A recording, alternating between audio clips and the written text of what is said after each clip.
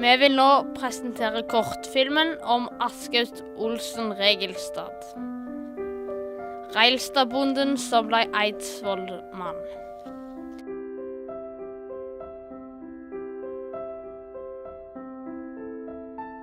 I år det altså 200 år siden en gruppe menn stod sammen på Eidsvoll for å lage de viktigste lovene til landet vårt.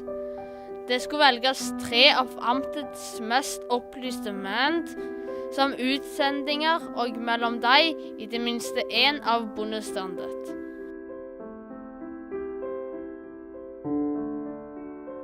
Her ser du at de diskuterer, men det ser ut til å være noe kjent med den karen som er på vei ut døra. Kan det være vår egen helt Asgaut, som må ut for å ta seg en luftepause, kanskje? Uansett om det er Asgaut Olsen Regelstad, som vi ser på bildet, eller ikke, så vet vi i hvert fall at han var der. 18. mars 1814 foreslo Hesby kirkelyd han og en annen til utsendinger til riksforsamlinger.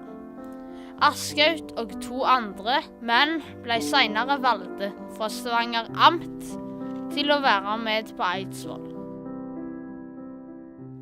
Som eneste bonden fra det som nå er Rogaland fylke, kom den 53-årige Asgaut Olsen Regelstad til Eidsvoll den 10. april 1814. Asgaut Olsen gjorde lite av seg på Eidsvoll. Vi vet i hvert fall at han skrev under på et framlegg som gikk ut på å passe på at ikke staten solgte kyrkjer og kyrkjeeiendommer, for deretter å la pengene gå i statskassen. Han var også enig med de som ville holde på odelsretten. 17. mai 1814 skrev Asgaut og de andre 111 representantene under grunnloven. Hva mer vet vi om denne her hedersmannen på Finnøy?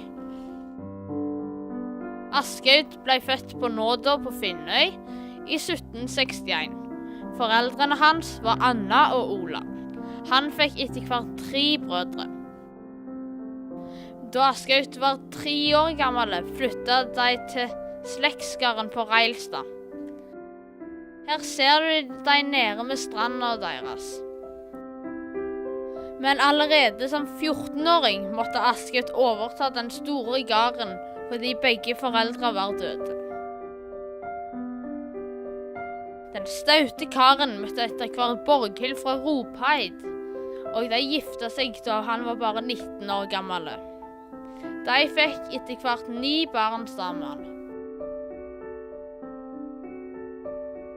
Asgaut mistet Borghild etter 50 års ekteskap. I en parentes må vi nevne at storskjermeren hadde fremdeles draget på damene. For i en alder av 76 år gifte han seg med den 32 år gamle Brita fra Kvame. De fikk en sønn sammen. Den gudfryktige og gode Asgaut ble tidlig presten sin medhjelper. Presten kunne rådføre seg med han om religiøse og moralske forhold blant Finnøybuen. I tillegg var unge herr Regelstad med og hadde tilsyn med fattigvesens skole og skriving av skattemanntal. Enda til krangel med nabogrensene kunne Asgaut ordne opp i, siden han var forlikskommissær.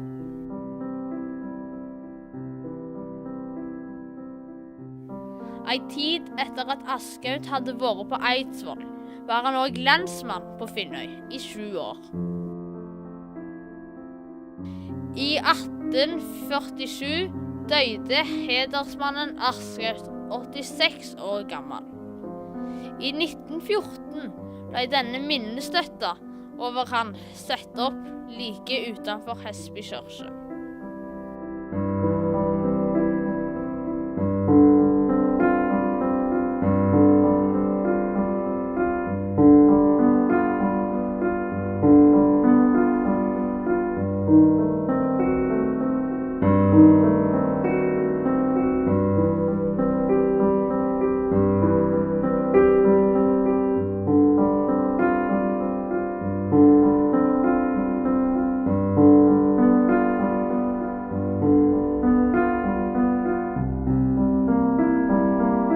Musikk